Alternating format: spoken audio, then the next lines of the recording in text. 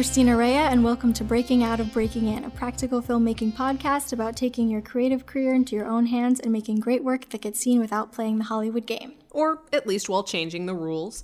Hey, I'm Brie Castellini, your other co-host, and today we're breaking down distribution, particularly for shorts and web series. If you'd like to suggest an upcoming topic, send us a compliment, ask us a question, or otherwise get in touch, you can hit us up on Twitter or Instagram at BreakingOutPod, or via email, breakingoutofbreakinginpod@gmail.com. And if you want deeper dives into everything we cover on this podcast, subscribe to our Patreon at patreon.com/breakingoutpod. For just $3 a month, you'll get bonus content like templates, curated learnings, and custom infographics. For $5 a month, you'll get a holographic logo sticker, and for $10 a month, you'll get that, the sticker, and a shout out at the end of every episode because you are one of our VIPs. So, Christina, putting our short form content places. Yes. So where should we start? I mean, I just wanted to say at like the very top, like first minute of this podcast, that like I strongly believe that in most cases, short form content is best distributed by just putting it somewhere for free, like YouTube or Vimeo, and putting all of your efforts into the marketing aspect.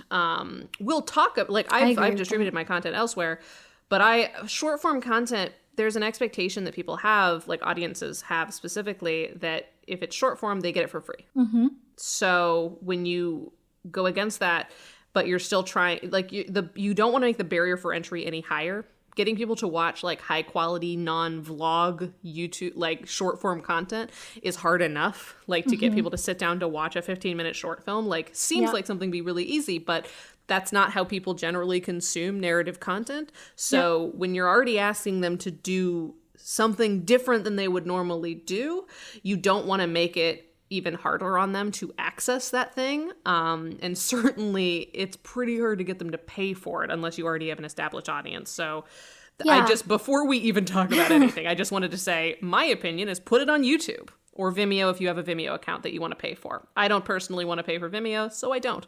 I do have a Vimeo account, and we can kind of talk about the like pros and cons there. I personally prefer Vimeo and you prefer YouTube, and we can have that debate, or not really a debate. I don't disagree with your reasons. But yeah, free. The reason is free. Right.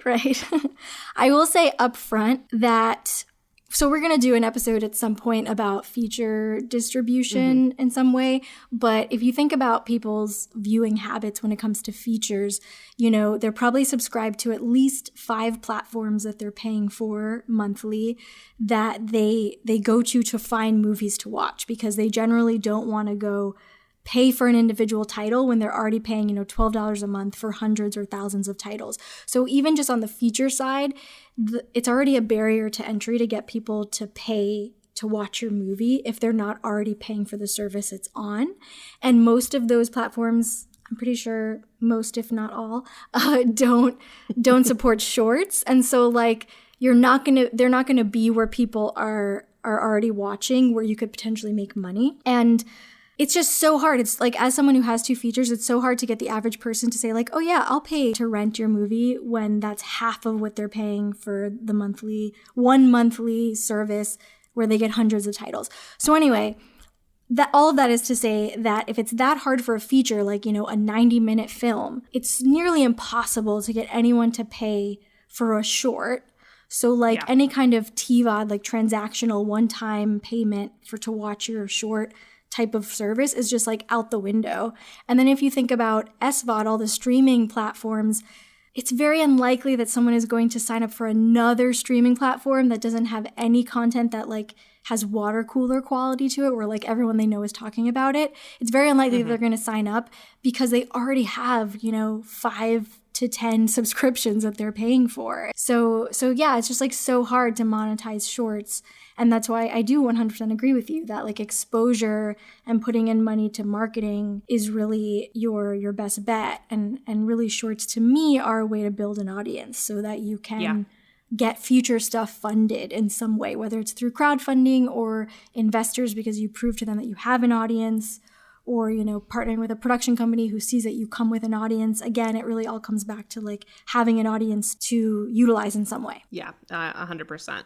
This is a question that we're going to answer by nature, but I wanted to give a friend of the pod, Shay, a shout out. Shay asks, should you be thinking about distribution for your short film all the way from pre-production? Yes, you should be. I mean, it's never too late to start thinking about distribution, but in an ideal world, you are thinking about it immediately. Like once you decide to make that thing, you should be thinking about what you want to do with it, how you're going to get it seen, because what's the point of making it if potentially no one sees it? So you should really be thinking about a strategy. Like back to sort of our festivals episode, thinking about goals, thinking about who you want to see it, what kind of impact you want it to have, even if that impact is like just to make people laugh because they need to laugh right now. That's still like a goal, right? And so that would dictate the festivals you submit to and the platforms maybe you put it on or the partners you reach out to promote it. So yeah, as soon as possible, you want to be thinking about distribution. And also, the earlier that you think about it, the easier it will be to capture stuff that you need at the distribution phase on set. You know, if you know that you're going to be putting it on, say, a YouTube channel, you're probably going to want to have other content on that YouTube channel to, you know, pump it up, which means more video content. And the most efficient way to increase the amount of video content you have related to your film that isn't strictly your film is to film while you're on set. So versus, you know, if you're going to try to go more of a traditional route, or if you're doing Vimeo, where on Vimeo it's probably, I'm not as familiar with Vimeo, but it doesn't seem like a place where you want to kind of clutter your channel with kind of like featurettes sort of a thing. So in that case, you maybe want to just focus on like capturing interviews or like capturing content that will make for a really good trailer that might not necessarily be in the film, but like, hey, we've got all the actors together, like let's get a couple of dramatic close-ups and like some good inserts of the props and things like that. Yeah, and also thinking about, so, you know, if you know what kind of press you want to reach out to, you want to look at, okay, what films or series do they cover? What kind of assets do they ask for from those filmmakers? You want to make sure that you get those things, like Bree said, on set or, you know, in pre-production, whether it's like photos of your cast in like, you know, group postery type shots, or sometimes your press kit, like they might ask for interviews with cast and crew talking about their role, and like that could be for festivals, it could be for a potential distributor, but again, like having a target in mind will help you build a strategy and build what you need to put together along the way. Totally. So I think the natural thing that people think when they're listening to your initial advice, Christina, would be, okay, I need to get my content somewhere that people already are, but YouTube and Vimeo seem like too low rent for me. So what about Amazon? Everyone wants to be on Amazon. Yeah. Like every time I teach a web series class, they're like, so how do I get my thing on Amazon? I've heard you can just do it. So we both had work on Amazon. Technically, I still have a short film fully on Amazon and a short film on Amazon ? Which we'll get to in a second. But worth noting, Christina sent me a video earlier that will be included in the bonus content that kind of walks through this. But as of February, I'm pretty sure, Amazon has added a notice to all of the dashboards for filmmakers who submit work to Amazon who just want to like do it themselves, that they are no longer accepting unsolicited licensing submissions via Prime Video Direct for nonfiction and short form content. So as of February 2021, short form content is pretty much not going to be distributed on Amazon anymore. They say that you can submit if you want to, and if they ever open up again, maybe they'll look at it. But it sounds like they're going a more curatorial way. And even beyond that, even though they're not taking nonfiction and they're not taking short form at all, even within narrative features, they said that they're going to be much more selective, because previously you could just upload it, and as long as it wasn't, you know, porn basically, and you met the deliverable standards of like your poster and stuff like that, you basically got approved and it was on. And then in the last year, they've been really like wiping features off for really obscure reasons, and they've been doing it for shorts too, but it's been a big thing in the horror film community, and they say it's about either engagement or quality. They don't say which, and a lot of the time it's like the quality is on par with most of the stuff on there, and engagement. Like you can't really compare, but it's like getting generally watched, and so it's like, what is your standard here that's saying it's not worthy? So they're very vague, but to me it reads as wanting to be like more highbrow and just wanting to be selected and say like we have star power in our content. And the same way that, once upon a time, Netflix was acquiring a whole bunch of indie stuff, and then they went into originals, and they were all about names and surfacing films with names. And even if they do acquire smaller indies, they're not like really showing up in any kind of categories. They're only findable if you search their title. It's the same kind of thing that Hulu also did as well around the same time, where they stopped acquiring really indie stuff and moved into originals. And so it's just that same pattern of like boxing out indies and trying to compete with each other for star power, really. And this also comes on the tail of like 3 consecutive years of them slashing payments to indie creators. Yeah. Like I have a friend who used to make like half her income from her streams on Amazon, and with one change to the way that they calculate like views and how they reimburse creators for views, it like her income was cut more than in half, and she had to pick up a lot of different work. When I first put Summit on, it was at the original payout, which was still shit, but like way better than it ended up being. But it was 15 cents per 60 minutes watched, which, I mean, for a feature, like theoretically you could one viewing, and you get 15 cents. With a short, you have to maybe get like 6 viewings or more or slightly less, but it was really shit money. However, I made about 10 grand from Amazon alone without any marketing put into it, because like horror movies tend to, get a lot of viewers in general, people who will try it because to them it's free, it's in the within Prime.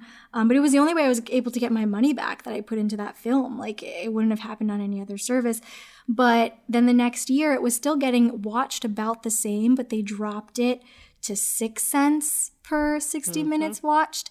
And then last year they dropped it to 2 cents. And then they did this. So, and both of my features now have been kicked off of Amazon as of, I think, November of 2020. About a Donkey was also kicked off. So, and About a Donkey like made literally nothing, because at that point it was a 2 cent payout and it didn't get watched at quite the rate that Summit was, because people don't try like comedy or dramedy quite as much as they will just try a horror movie.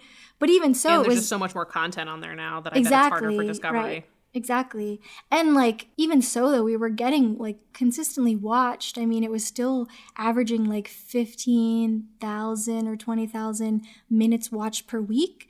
And it was resulting in nothing. Like there was just no change coming into my pocket.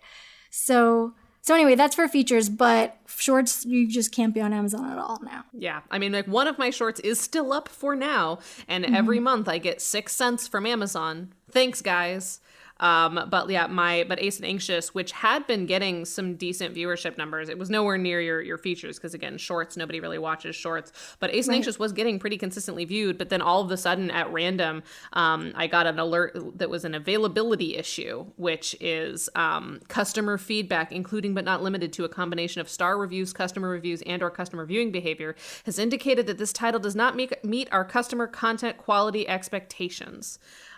We will not be accepting resubmission of impacted titles. This is an important thing that we'll come back to in a second. Bye, basically. Like, so that's the message they send to every single film. Yeah, exactly. There's no transparency, because there doesn't have to be. It's their platform. You don't own your content, really. They're like, we decide, and you have no recourse. There's no like, hey, I think my film is fine. Like, I've gotten only 3 to 5 star reviews on it. Everyone seemed like, what's the problem? So like, there's no oversight, there's no transparency, and you have basically no autonomy over your film on the platform. You have no control over when and where it gets shown. You have basically no data, even though they have a dashboard. It's like a functionally meaningless series of statistics.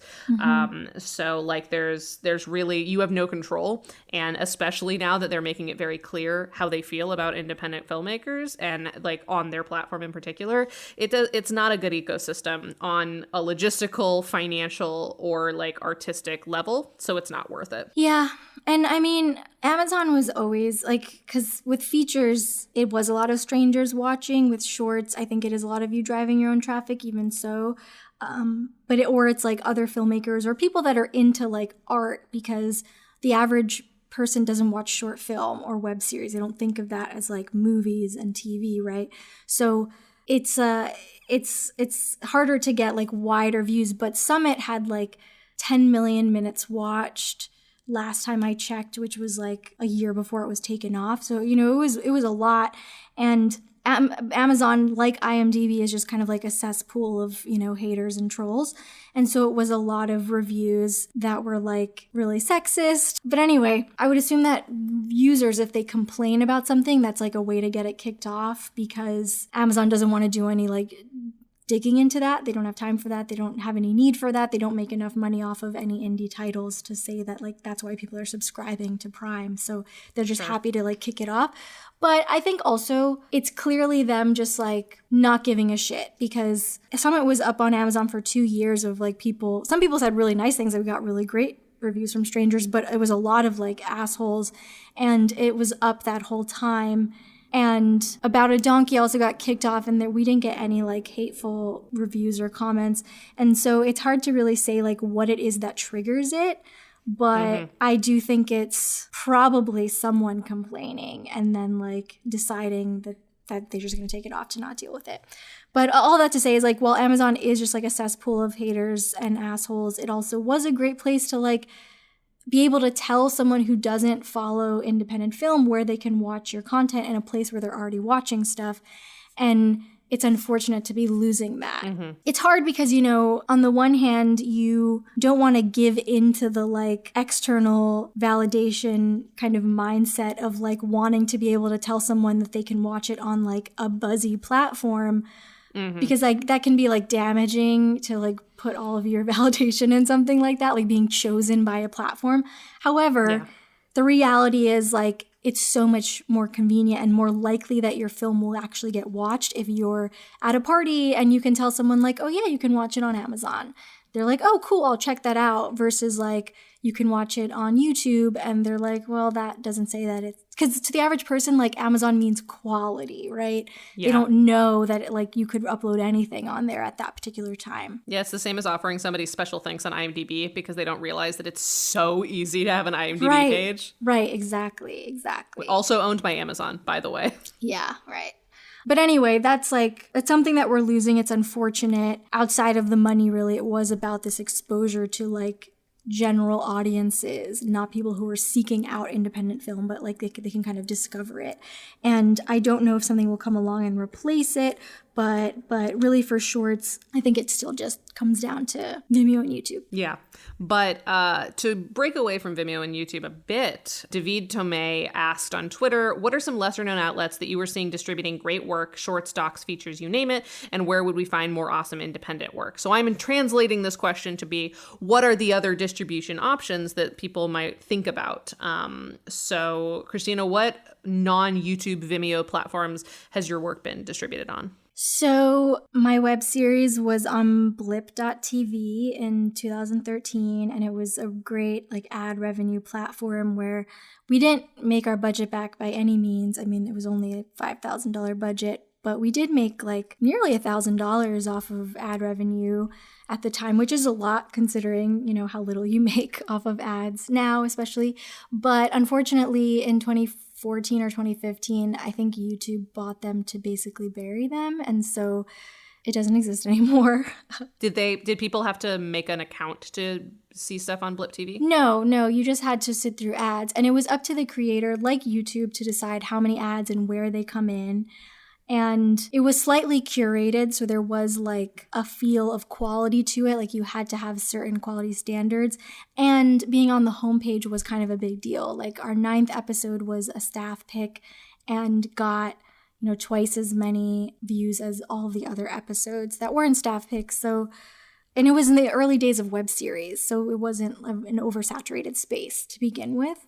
But that's really the only platform I've personally distributed shorts on, because I've had my short through Alter, but they use YouTube. It's a YouTube channel, and their Facebook as well. Like, they just have their channels on existing platforms.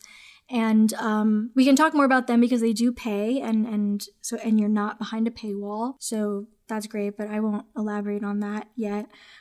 Film Shortage is similarly not a hosting site. They just embed your film onto their page, and they share your film on your channels out on their social. So I've had them share my Vimeo link, but I haven't actually been on theirs. And then I've done Vimeo On Demand, which is behind a paywall, but only for features. And I'm trying to think. Oh, for a while there was VHX, but they were bought by Vimeo.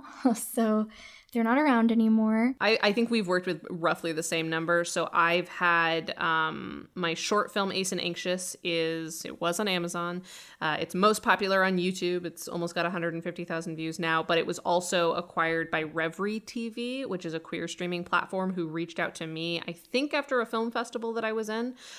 They sent me an email that was like, hey, we saw your film at a festival, and we realized that we need more asexual content for our ostensibly queer library of independent content. So they added me. We can go into detail on all of these later, but that was the only one that ever reached out to me personally. Actually, no, that's not true, because Sika TV also reached out to me. Sika TV is a indie series platform, so it's an exclusively web series platform, no shorts or like long form. And I say they reached out to me, like, I know the CEO of Sika TV because he's big in the web series world. He's also a creator himself, so when I was at Starable, like, I just knew him as a person, and so he reached out to me like, hey, do you want to put your web series on my platform? It's a non-exclusive platform, so I was like, sure. We can unpack that as well. But then Brooklyn On Demand is the only other non-YouTube Vimeo platform that I've ever been distributed on. And I just checked their website. They have a Roku app, I believe. Brooklyn On Demand is a streaming platform for Brooklyn-made content, either about Brooklyn or just based in Brooklyn. So I put Brains up there. But the whatever their player is broken. It refuses to connect. But this was a weird platform because even though they accepted web series, they made you make it into one file. So I had to spend like 2 days painstakingly figuring out a way to like put all of my web series into a single file, but in a way that like made cohesive sense to like flow through and didn't make somebody watch 2 minutes of credits every couple of minutes. So that was kind of a pain in the ass. And I don't think anyone's ever watched Brooklyn On Demand. So that one, there's not really much to say. But all of the platforms that I am on are non-exclusive. And that was important to me because, especially since I like didn't know a lot about any of them, I wanted to make sure that like I could still have autonomy over my work, which I'm glad that I did, because I will say, broadly speaking, I've gotten nothing from any of my distributors. They're all very nice. I like George Reese, who created Sika TV. Revry TV seems nice. I don't really have a lot of interactions with them, but they've done nothing for me. Yeah, I was reached out to by Revry, but then talking to people, everyone was like, I haven't seen anything. No money, no like real exposure, no audience data. Yeah, no data. Like, I have no idea how to find out how well my film's doing. To this day, as far as I understand it, I'm still the only primary asexual project on their platform. Like, if you search asexual on their platform, my film is the only one that comes up. So it seems like they really are hurting for my content. But even so, they never promote it. Right. The thing is about these platforms is that, like I said earlier, it's so hard to get people to pay for a new platform. And so what they're really like doing is using your content to try and prove to people that there's a library that they can't get anywhere else, and to get them to subscribe.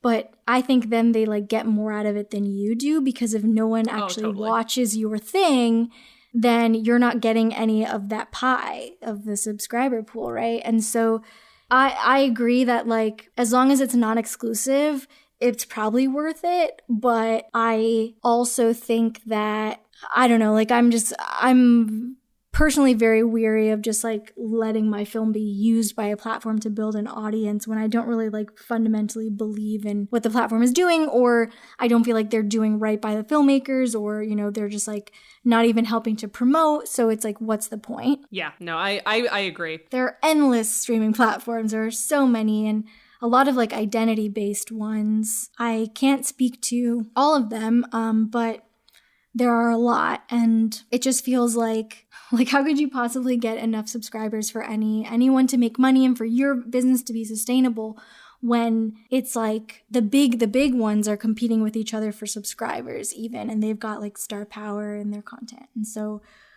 a lot of this will come back to YouTube and Vimeo really being what we believe in terms of getting your film or series watched.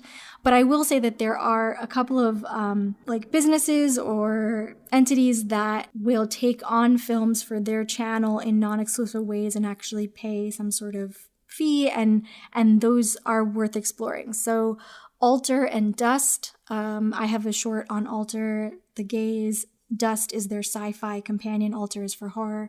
Dust is for sci-fi. They're both owned by Gunpowder and Sky. And they have money behind them because they put out a new film like a week, basically, if not more often than that. And they also make features and stuff. And they have a flat $500 that they pay to filmmakers for their film.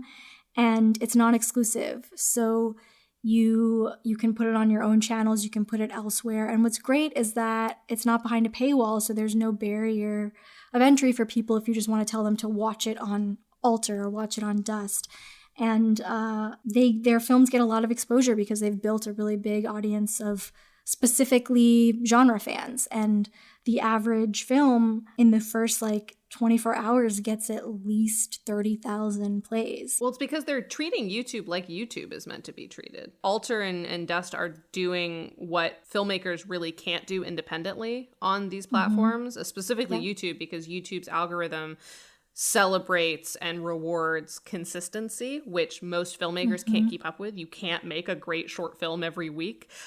So what they've done is taken like the problem of short filmmakers who like can't build up momentum with their individual channels and consolidated them. So like people who subscribe aren't necessarily like fans of indie content or fans, you know, they're just fans of horror work, high quality curated horror work, and they're fans of YouTube channels where they get to watch fun stuff. And so when they subscribe, they're subscribing to a YouTube channel. They're not necessarily subscribing to like, I want to see cool new independent content. Like they don't think about it like that. They just think of it like, this is the horror YouTube channel I subscribe to. And I think that's really smart. Yep. Agreed. So, I mean, it's been working, and my film as of now, The Gaze, I think, I don't know if it's hit 100,000. It was released in August of 2020. We're recording this in February of 2021. I know that it hit 75 after the first month. So I assume it's there. Huge.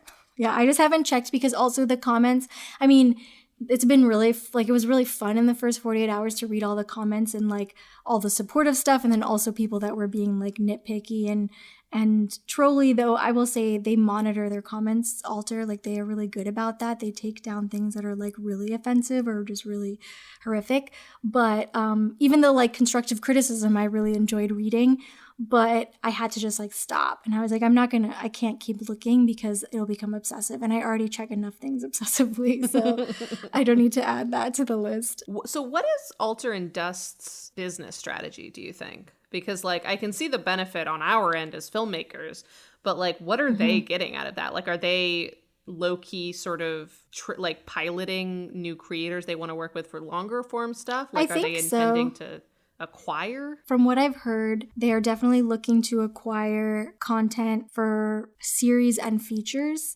And so it is to have just like connections to all of the up and coming genre directors, to see the work that's out there, to build an audience who will watch their longer form stuff that's behind paywalls.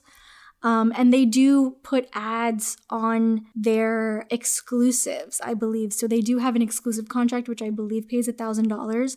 And those are a select few. So there's no ads on the non-exclusive films. So they're not even making money off of like a film that gets, 50,000 views, 75,000 views. I think that's another thing why they're subscribers like them because they're not sitting through ads constantly. However, every so often there will be an ad or a few ads on one that they have acquired as an exclusive, and so they've put more marketing into that one to boost its views. And so like because of the momentum of their channel as a whole, they get a nice chunk of change off of that one film that they do every so often. Got it. So that's part of their like on YouTube strategy, but I also know they are looking to get a following for like a bigger brand, a kind of like a Blumhouse sort of a situation, right? Like to have sort of people that know their releases and follow them and pay for them. The head of programming is a woman, which is like really cool for the horror space. It's not common. Sophie is her name, so just to shout that out. No, what I was going to ask is, since you're on there non-exclusively, are you planning on releasing The Gays on your own channels at any point? Yeah, so I did. I put it on my Vimeo just because like I know that we have a decent amount of subscribers or followers on Vimeo who get notified when we upload a new film. So last I checked, which was a few days ago, it had like 180 views, which is not a lot, but like I didn't share it. So like I just put it up, and I've mostly been driving people to the YouTube or the Facebook of Alter's channel. So considering that, like cool, it was like another, nearly 200 views that didn't cost me any time. But I didn't put it on YouTube because I felt like I would rather have the Alter one on our Congested Cat channel and just have that view count. I could theoretically do other things with it if I wanted to. I could submit it to like other streaming platforms and whatever, but I don't think any of it would really be like worthwhile. Yeah, I think that makes sense. Yeah, so just to talk about CKTV, because it's the platform that I've worked with the most, because both Brains and Sam and Pat Are Depressed are on Sika. For season 1 of Sam and Pat Are Depressed, we released exclusively on Sika TV just by choice, because we were like, we wanted to experiment with being somewhere that wasn't YouTube, somewhere that like at the time looked better. Sika's had some issues with design recently, and I'm not like over the moon with how the site looks, but at the time it was like it had its own thing, and so we were like, let's see if people will think that we're like a big deal because we're on this new platform they've never heard of. And so we were gonna it's a 9-episode web series, so we did the first 9 episodes once a week on Sika. At the time it was run by the Sika TV people. Now I have control over my own dashboard, and then a week after the first season premiered, we would just put it all up on YouTube, like bingeable. But we were trying to drive people to Sika first, and like no one watched it there. A handful of people did, and Sika was very nice, and they were like very supportive, and they were constantly posting about it. To this day, they still occasionally will throw us, a piece of promo for Sam and Pat.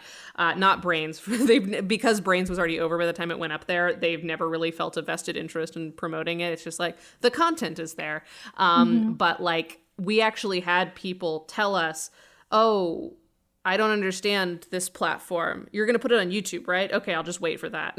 And so it was like, well, shit. And then the first season, you had to have, I think, an account. It was free to view, but you had to have an account to view content. And I think that stopped a lot of people. And so finally they removed that. And now you don't have to make an account. But when we did season 2, we released simultaneously, quote unquote, to Sika and Starable. Starable I don't consider a distribution platform, and at this point it doesn't exist in the form that it used to. There's no pages for web series anymore, but at the time I could upload episode to episode to Starable with an unlisted link, so you couldn't find it on the YouTube channel, but the YouTube video was just through Starable. And so we did that every episode released to both of those simultaneously, and that was a little bit more successful, but still people refused to watch it on Sika because they didn't understand it. And even though they didn't need a new like login anymore, they were just like, I don't know what this is. I just want to watch it somewhere familiar. So what that taught us is that like even people who were really excited about it, because like that show has a very small but very excitable audience base, even the people who were like so psyched to see the second season were not willing at all to like even try to see it early on a different platform that was free. So when we released our bonus episode last year, we just went straight to YouTube and didn't bother with anything else. We were like, here it is, it's on YouTube, have at it. And people were very happy.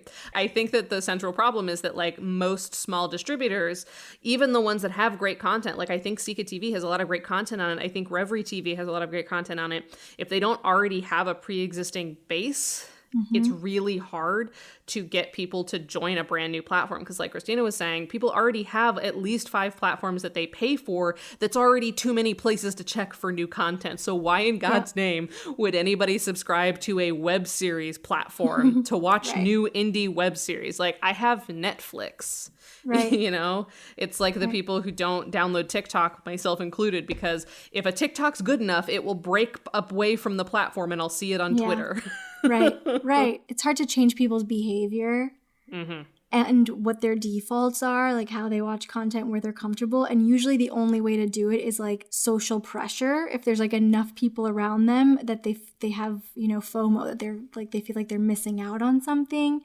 And it's really hard for independent creators to create that feeling unless you have, you know, the money to put into marketing to just like spread the word all over the place, and you have connections to press that'll really like write about you and make you stand out in just like the sea of stuff that's being made. And that's why, like everything, it always kind of comes back to the creators that have pre-existing access and have, you know, money are always going to have a step up and are always going to have it a little bit easier. But even within that, it's so hard because there's just so much content. Like everyone has an endless list on every platform that they subscribe to, right? And so you really have to be like giving people something they're really not getting that they really want in order to really reach them through all the noise and over all the stuff that they've already been waiting to watch. And that is to say that why I think like audience first and really thinking about who your core audience is the key to distribution across any kind of type of filmmaking, whether it's short series or features. It is all about knowing who your core audience is, how to reach them, what their behaviors are, which is a lot of the stuff we talked about when we talked about crowdfunding and when we talked about marketing. Yeah, and I think filmmakers aren't wrong that sometimes people turn their nose up at a film that's on Vimeo or YouTube, but they're also not right that, okay, well, I just need to be somewhere that isn't that, because if somewhere that isn't that is too unfamiliar and there's not as simple of just like you send them a web page and they can click play immediately, you know, then they'll hate that even more. Like I will take like a turned up nose but ease of entry over, you know, the opposite any day. Right. And you can always have the best of both worlds if you can get yourself some press. And it doesn't have to be like big press, but it has to just be press that feels curated. So like someone with taste that an audience respects. It doesn't have to be a small audience, just that they have an audience and people trust their taste and they feature your film. And it could be an embed of your Vimeo or YouTube, but it has this like curation to it that makes it not be so like, oh, just anything can be on there. Yeah, like when Ace and Anxious quote unquote premiered, it was at an online festival called the St. Louis Online Film Festival, something like that. Couldn't tell you what I got out of the festival, but it was an online premiere and they just embedded the films that were selected on their webpage. And so that just sort of became our premiere. And after that, I just left the film up. And that did create a little bit of momentum for like audiences who weren't as familiar with me. That's when we got our first big bump for Ace and Anxious, is we were premiering at a film festival and we were in a film with an asexual lead character, which is extremely uncommon. And so the kind of 1-2 punch of like, oh, finally representation, and oh, and apparently it's even good because it's going to a film festival, like that worked in our favor, even though it was just an embed of our YouTube link. That's great though. I will say, you know, kind of going back to our festival episode a little bit and all the festivals going online during COVID, the one thing that I feel like was frustrating is that it eats into my release and like the view count that I have on my films. And so when I took the IndieWorks Best of Fest online, because we had to do that, it was in April, we didn't decide to stay online past that because I didn't feel like it would accomplish the goals of IndieWorks, but I wanted to finish the season out. The one thing I did was ask the filmmakers to give me the film on their Vimeos, even if it was private, for the time being, just make it public in an embed so that they would get the hits. So like it wouldn't be our hits, but at least it would be like benefiting them in the long run when they do make it public. I appreciate that, like for in terms of any kind of online festival, though I know it's hard when you're trying to protect against like with geo-blocking and against, you know, pirating and whatnot. Which is less common in shorts. Exactly. Yeah. So I think that the big thing that hopefully you've already taken away from this all is that like having a distributor can feel nice, but if they can't do something for you that you couldn't do yourself, and that's aside from like be somewhere that's not YouTube. Like if they are not providing you with something that you could not do solo, then there's definitely no reason to sign an exclusive contract with them. But even a non-exclusive one might just be sort of a waste of time. Like, you know, it's the same with like, sure, you could apply to this film festival that costs $5 that you'll get a laurel out of, but like, is that getting you anything? Like, Right. Just because you can do it doesn't mean you should. Yeah, absolutely. And I would also say, like, for festivals, you know, if they have a big following and if you feel confident that they would plug your film once it's available online later on as like an alum, then it might be worth it. But like that's something that, again, you would want to kind of do your research on and make sure it's going to pay off in the long run. Yeah, and we go through like the big like 4 things you need to think about if you want to sign with a distributor at all in our Lunch and Learn that we mentioned. So definitely go check that out in the Seed and Spark YouTube channel and in the bonus content that we'll be releasing next week. Yeah. Because we don't need to go through all that again. We have a very concrete section of that workshop that's just, these are things to think about. But like the high level thesis of that whole hour-long video was, if you can do it yourself, don't let somebody else have your content. Basically, yeah. I have 1 or 2 other things I wanted to say. One is, speaking of platforms kind of like Alter and Dust, there is a platform, Omeletto, which only accepts shorts that have won awards at Oscar qualifying festivals. So it's a small pool, but a lot of Friends films have been on it. And they're not so genre friendly. It's very drama heavy. There are some comedies, but it's often drama heavy because dramas tend to win awards most at festivals. Sure.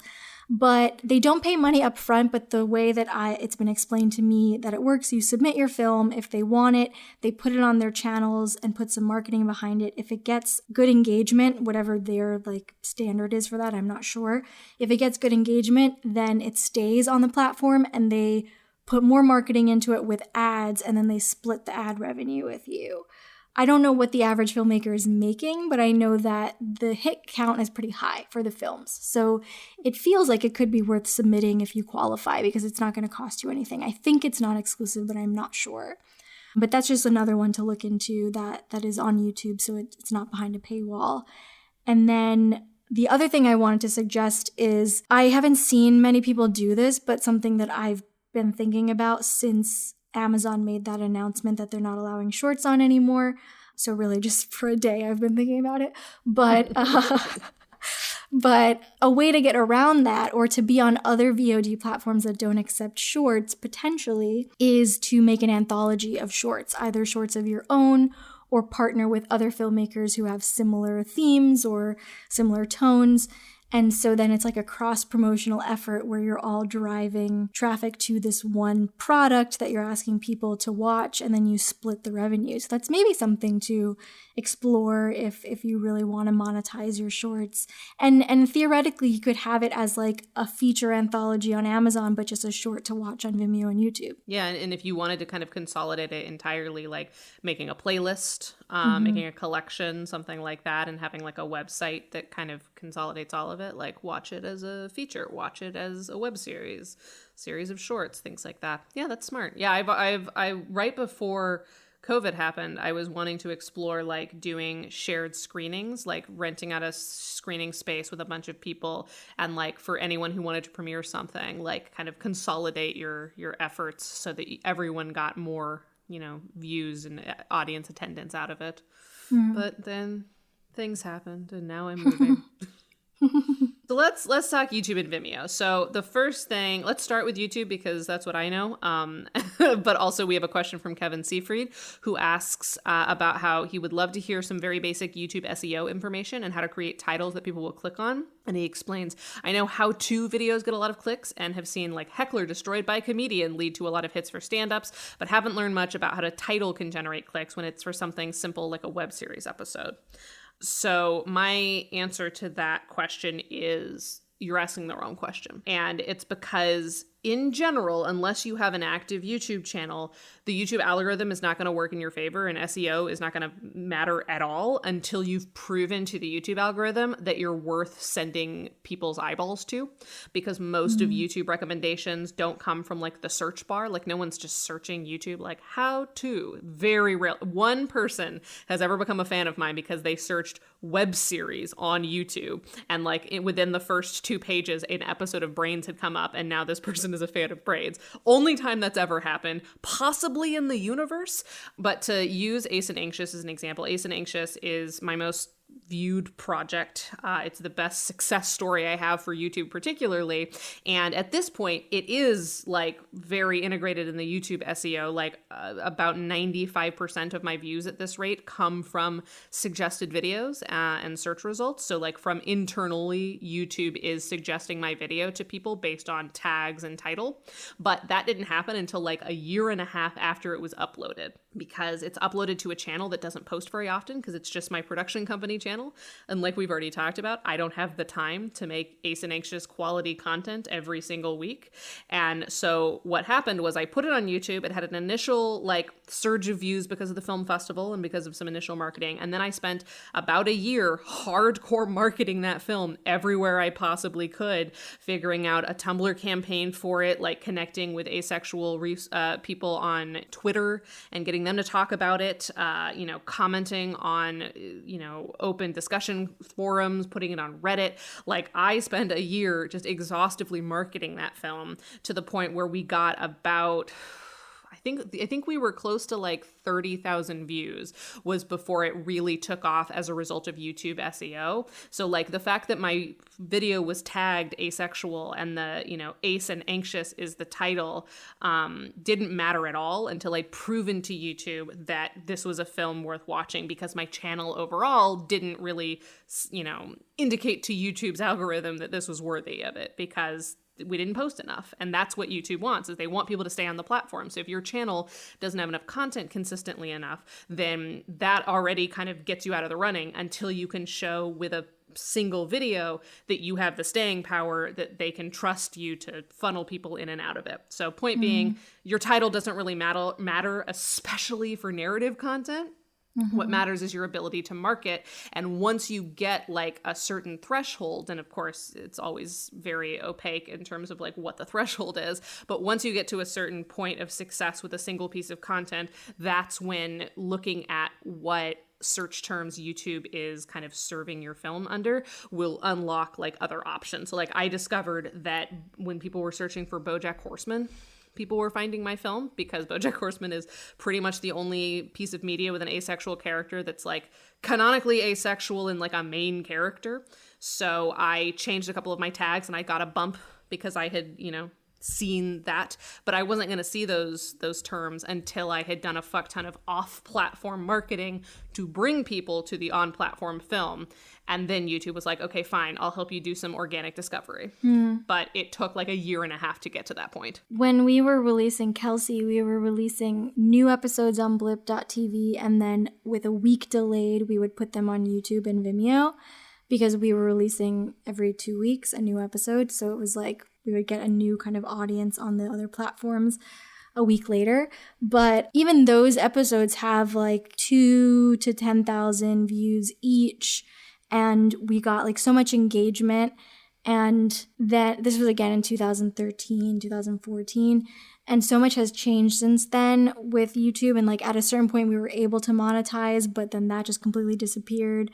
And I like gave up on trying to maintain that because they just kept changing everything on YouTube and making it impossible. So now I will put my shorts on YouTube, usually like slightly delayed from the Vimeo premiere, but I don't drive traffic to YouTube. It's more just like it's there if any of our subscribers, because we have 1,000 subscribers from the Kelsey fans, so it's there for any of them if they want to watch it and like any kind of random discoverability, but for the most part, I ignore like any kind of marketing or building an audience on there. Yeah, but I think point being, and this is sort of indicative of everything, I think most creators assume that if you have distribution, then you have an audience because someone else will do the work. But even in the cases where we're not talking about YouTube and Vimeo, but especially when we're talking about YouTube and Vimeo, no one's going to do the work for you but you. Even things that seem like a viral success, you know, had quite a lot of behind the scenes stuff. There's too much content now to just go viral because you happen to have the right combination of words in your title. Like that's not a thing that happens anymore. So it's better to find a platform that feels comfortable to you, that displays your content in the way that you want to display it, that is where you want to spend your time, and then focus your efforts on getting people to that, which is why we're like, don't put it on a platform where people don't understand and you have to like explain to them how to use it. Like, no. Yeah. Just give them a link, embed it on a website, whatever it is, and like focus on marketing, not on like the platform itself. But with that said, why do you prefer Vimeo, Christina? A few reasons. So part of it is aesthetic. I like the way Vimeo looks. Like it feels more polished and professional. And so for people who aren't filmmakers, who are general audiences, I think it's just like cleaner and nicer and feels fancier.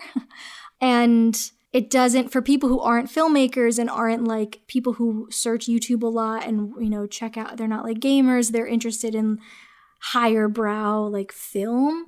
I think that there is an assumption that YouTube is for like more amateurish content, which is obviously not true, but there is that assumption. And I think that Vimeo feels more curated. I like that, though it's all like, you know, nonsense, of course, but because you can put anything on Vimeo as well. I like that it's going to be watched in the quality that my film actually is, though. That's a big one for me because YouTube often lowers the quality. So like the visual isn't the way I want it to be. Exactly. Things. Yeah. And that's frustrating. And then I really like the analytics. So you don't get this with the free version. You have to, I don't know if you get this with Plus even. Someone will have to fact check that. But I know at the pro level, which I do have because I have 2 films on demand, and to be on Vimeo on demand, you have to have a pro account, which costs $200 a year.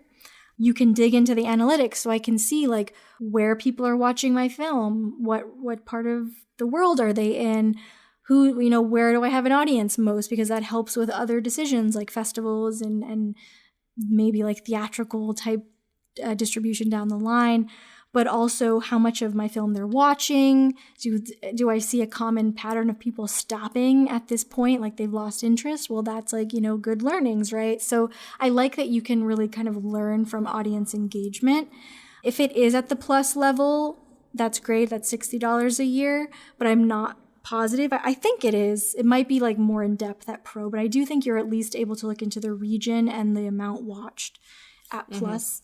The big difference is how much space you have, upload space, which I wouldn't say is worth paying for the Pro because it's a terabyte, which, you know, you don't need that generally speaking. And I think Plus is just 5 gigs a week or a month. I'm not sure. But in any case, I don't even use either because I don't release films that often. But it's worth it for the on-demand because occasionally people do rent my movies and that's a nice thing to have. And yeah, so those are the main reasons why I prefer Vimeo. I also like the way that the back end for someone who has an account is, like the way that you can chat with people and DM your film to people, the way that you can kind of endlessly like subcategorize them into playlists and showcases and channels in and of it themselves. You can have like sub channels within your channel. I just like all that customization. Because I do have a production company where we have like a couple different directors within the production company, even though generally it's mostly my work, there's still some like different variation. Yeah. And so that's really, those are the reasons why I like Vimeo. But at the end of the day, it does cost money to get at least the analytics. And to upload. I can't upload Ace and Anxious anymore because I can't upload it for free because it's just too big of a file to be within. What is the cutoff? It's something, it's like, it's close because I used to have Ace and Ancient up there for free, but because one of the things I like about Vimeo is that you can swap out the file without having to change the underlying thing. You don't have to re-upload, which is huge. But at the point at which like I think they made a change in between when I initially uploaded it, which apparently there was like a missing bit of audio that I didn't catch at first. And then when I went in to try and fix it, I couldn't anymore because they had changed how much you were able to upload per like week or something. So I think I just deleted it. Yes, that's definitely a shitty barrier. They definitely must have lowered the like gig limit. You could pay for 1 month and upload it, and they don't take down your videos. They just won't let you upload anymore. So that's maybe So you a can't pay hack. for monthly anymore. You have to pay for yearly. They don't have a monthly Really? version. At least the time that I checked, I don't think they had a monthly. I paid for a Plus account for my personal Vimeo like a month ago to upload my reel. And then I canceled it. Maybe they've changed it back because I when I looked, there was no way for me to join on a month-to-month basis because somebody recommended that and I was like, oh, okay. While we're checking this, so build and so now that wasn't here before. Plus wasn't there, but even 5 gigabytes is not that much. I think my film might be bigger than that. Because Pro is billed annually. There's no way to do Pro. That's billed annually, and it kind of sucks. But again, it's like if you're gonna have a title on demand, you're probably gonna keep it on for a year. Totally. But if you just want to upload one film or like replace a file, But plus, if you can, if your short is less than 5 gigs without being extremely compressed without losing quality, I think it's worth it to have it on there for the analytics. And like I said, they won't delete it if you just paid for 1 month. They just won't let you That's upload good to more. know. What have you found for organic discovery? Because like we just talked about how YouTube doesn't just grant you organic discovery, but there's more, in my experience, organic discovery on YouTube because there are just more users on YouTube who are kind of browsing and clicking around suggested videos. I don't feel like that's really a culture on Vimeo. It's mostly other filmmakers. It is. It's mostly other filmmakers, but that's why I have it on both because like Vimeo, you get more views from other filmmakers, and staff picks. I mean, it's such a who thing with Vimeo staff picks. But if you do get that, it's like really cool to hear from your peers, which I don't think you get quite as much on YouTube. Definitely not. I have found that my horror content does have some organic discovery when I can see people search through genre, but it's not that much of a difference between the other films. So I can't say it makes that much of a difference. But like I said, it is no matter where you are, it's so much about driving your own traffic, your own audience anyway.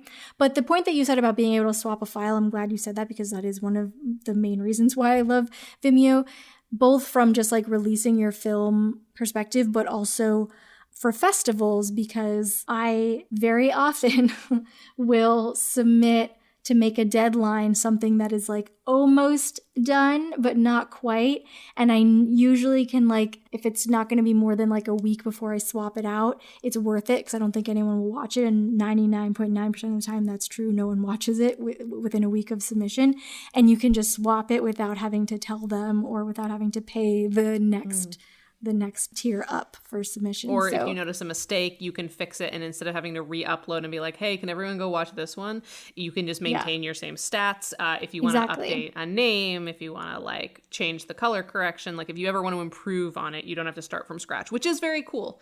I just don't want to pay. I will also say, because I mostly work in web series, I like the YouTube playlist system better than collections on Vimeo. I don't find that to be as user-friendly for watching a series of content. Maybe it's changed since the last time I was playing around with it, but like YouTube or Vimeo collections, I don't feel are as intuitive, and I like that you can embed a YouTube playlist on a website and it will play through the whole video.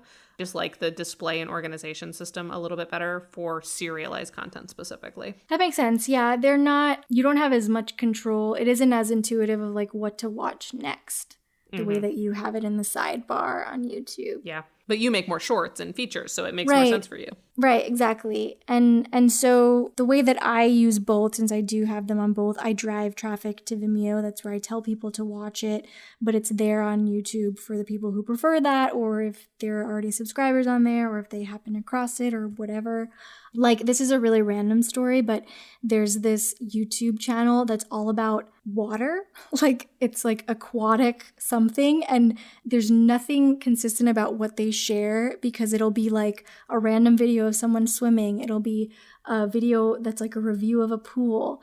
it'll be a video, a film that takes place in water. Like, it's so random. But one of the films that I produced by my friend Ryan Kramer called Stillwater, that got shared by them, and it has like 100,000 views just because of this channel.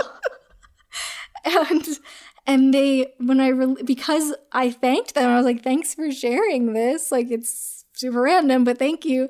And then because I guess I was like really nice to them and appreciative, they then shared Affliction when we released it, which has nothing to do with water, but they were like, I again thanked them, and because they were like, if you're a fan of Stillwater, here's another short by that same company. And I thanked them, and then they DM'd me or said, like, sub-commented or however it works on YouTube, and they were like, if you make another film about water, we'll be happy to promote it more. We can't really like plug this one very much, but we enjoyed it. And that's so funny. It's really funny, but it also like boosted the hit count of Affliction. It's nowhere near the Stillwater count, but it definitely got more than our other films do normally on YouTube. So that said, it made me start thinking about like finding really random YouTube channels that are about like super strange or obscure things that slightly connect to my films and seeing if they'll promote them, because that worked out really well for Stillwater. Yeah, that's really funny. Yeah, also, the last thing I'll say about Vimeo, and you might have more updated knowledge of this, but I remember a couple of years ago, they started to deprioritize the streaming side of Vimeo and started to prioritize more of their business model on their like paid stock footage library. Yeah. And so that's definitely a pivot that the company as a whole has been making. So that might affect things moving forward. It might. They've also there's a bigger push to get creators hired in general. So like recent additions, you can say, like, turn on a button that says you're available for work. And if people click on that, you can tell them what you're available to be hired for. And it is like a good, I find it, because it is a very like cinematographer's type of platform, like that's what I feel from it. It is kind of like to get crew hired in a way, like get a cinematographer hired. For the most part, it is sort of like a portfolio kind of a site, I would say. Got it. That's the vibe to it. Yeah, so it's all worth thinking about. I mean, that's all I have to say about distribution. Our conversation about distribution is like, here's some things to think about, here's our experiences, but also like, listen to our marketing episode. Yeah, it's listening to our marketing episode 100%. And also, our Fests episode, because they're like all the same thing. Right. They all tie together. I mean, it's kind of like the directing episode. It's like a lot of what we've already talked about was directing, you know? And so, yeah, I think listen to that. And also our Lunch and Learn goes into more detail about specifically working with distributors and like what to look out for. But I'm sure we'll come back to this kind of information. Oh, almost certainly. And if either of us test out new platforms, I'm sure we'll have things to say. And at some point, we are going to do a feature distribution episode. So let us know if you have questions about that. Yeah, because definitely distribution, like the platform itself and the methodology matters more in features than it does in shorts and web series. Yep. Cool. Well, thanks for joining us, everybody. Thanks so much to Kelsey Rauber for our theme music, Kaylee Brown for our podcast art, Ezra Lee for editing this episode, and to all of you for listening. Links to learn more about them are in our episode description. And thank you to our Booby VIPs who are $10 patrons on Patreon: Shannon Sprengler, Jules Piggott, Rain Bernal, Kelsey Rauber, Jerry Maravilla, Norman Steinberg, and Shayna Rose Woolley. If you would like a name shout out at the end of every episode, please feel free to subscribe at patreon.com/breakingoutpod. And also make sure to rate us 5 stars on your favorite podcast app if you haven't already. And don't forget, actually writing a review instead of just clicking the 5 stars really goes a long way, and we appreciate it every time. Next episode, we will be breaking down moving to LA and getting staffed with Kim Garland. So be sure to tune in.